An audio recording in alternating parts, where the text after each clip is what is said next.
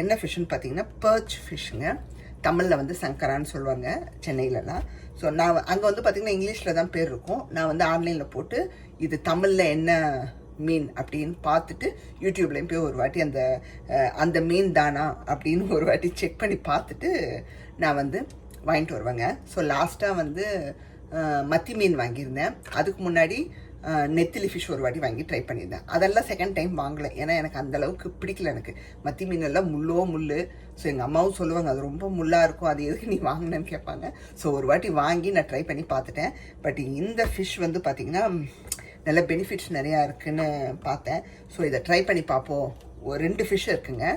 விலை பார்த்தீங்கன்னா $3 தாங்க. ஆச்சரியமாக இருக்குது. பாம்ஃப்ரெட்டெல்லாம் பார்த்தீங்கன்னா $8 கிட்ட ஆயிடுச்சு. அதே மாதிரி சால்மனும் விலை அதிகம். கிங் ஃபிஷ்ஷு சொல்லவே வேணாம், வஞ்சிரம் அதுவும் எப்போவுமே வந்து காஸ்ட்லி தான். ஸோ பிரிக்கலாம். என் வீட்டுக்காரர் சொன்னார், ஓ இது வந்து அவர்கிட்ட நான் கேட்டிருந்தேன், இது என்ன ஃபிஷ்ஷுன்னு நீங்கள் சொல்லுங்கள் பார்க்கலாம் அப்படின்னு கேட்டிருந்தேன் நான். நீங்களே இது வந்து இங்கிலீஷில் பர்ச்சுன்னு போட்டு தமிழில் என்னென்னு கண்டுபிடிங்க அப்படின்னு. மீனில் நிறையா வெரைட்டிஸ் இருக்குல்லையா, அதில் ஒரு பேர் அடிச்சு விடுங்கன்னு அவர் வந்து சங்கரா அப்படின்னாரு. எப்படிங்க கரெக்டாக சொன்னீங்க அப்படின்னு. பார்க்க சங்கரா மாதிரியே இருந்துச்சு அப்படின்னாரு. ஆமாங்க இது சங்கரா மீன் தான் அப்படின்னேன். ஸோ அந்த மாதிரி இப்போ தான் வந்தார் அவர், வெளியே போயிட்டு அவர் வேறு இடத்துக்கு போயிருந்தார்.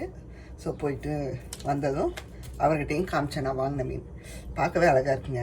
மோஸ்ட்லி நான் மீனெல்லாம் வந்து நான் போய் வாங்கினது கிடையாது. ஒன்லி வீட்டில் வந்து வாங்கி சமைச்சு கொடுப்பாங்க, சாப்பிடுவோம். அவங்க டேடி தான் போய் வாங்கிட்டு வருவார். அதே மாதிரி எங்கள் மாமியார் வீட்டில் எங்கள் மாமா போய் வாங்கிட்டு வந்துடுவார். நான் நேரில் போய் வாங்கினதெல்லாம் கிடையாதுங்க. ஸோ இங்கே யூஎஸில் வந்து தான் இதை பண்ணுறது. ஸோ ரொம்ப அழகாக இருக்குங்க சங்கரா மீன். ஆனால் சைஸும் வந்து அளவாக இருக்குது. ஒரு மீன் எடுத்தால் நம்ம சூப்பராக குழம்பு ஃப்ரை எல்லாத்துக்கும் வச்சுக்கலாம். சொன்ன மாதிரியே நல்லா நீட்டாக க்ளீன் பண்ணி வச்சுருக்காங்க. ஸோ 2 ஃபிஷ்ஷுங்க. நம்ம வாங்கிட்டு வந்த அந்த சங்கரா மீனை வச்சு சூப்பராக குழம்பு ரெடி ஆகிட்டுருக்கு.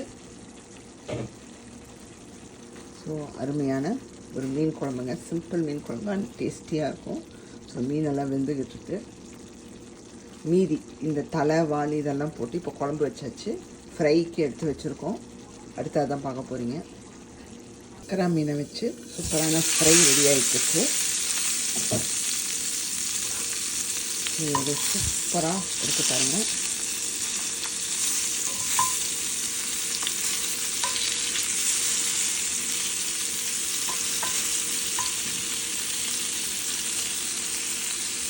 சண்டே சமையல் ரெடிங்க. வாங்க சாப்பிட்லாம்.